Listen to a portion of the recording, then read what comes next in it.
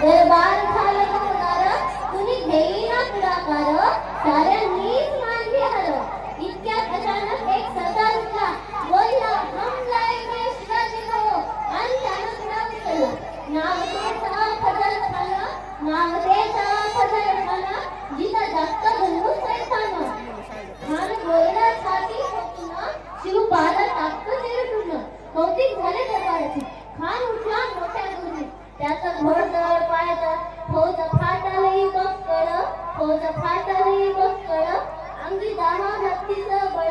पाहणार कापे चालचळ खेचीत खानाची सेना निघाली गावं लुटली देवळं उद्ध्वस्त केली आया बहिणींची आबरू लुटली कोण रोखणार आहे वादळ आता शिवबाचं काही खरं नाही इकडे निजाम तिकडे मोगल पलीकडे इंग्रज होत हेच बोलू लागला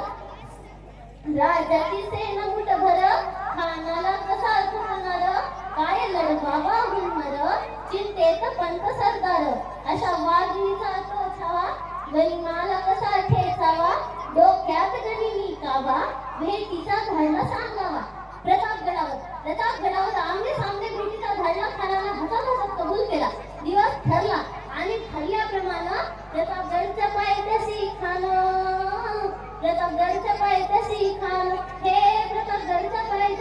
खान आला बेगुमान त्यास नाही जाणीव शिवाजी राजाच्या करमतीची आणि त्यास नाही जाणीव शक्तीची आणि काही करल काही कविपण युक्तीची हजीजीची भेटीसाठी महाराजांना एक शानदार शामियाना उभारला होता भेटीसाठी छान उभा दिला नक्षीदार शामियानाला आणि अशा या शामियाना खान दौलत डुलत आला सय्यद बंडा त्याच्या संगतीला शिवबाच्या संगती महाळा राजाला पाहून खान म्हणतो कसा खान हा कुमारी गो हसरी लो पुन्हा नजर गहरी जिरहा जी खानानं राजाला आलिंगन दिलं आणि दगा केला खानचा अभिमान मानला कट्यारीचा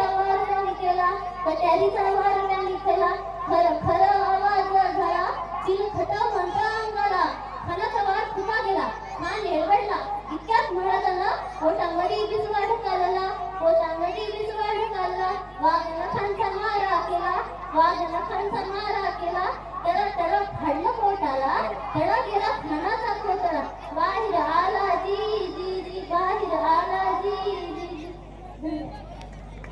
स्टॉप कर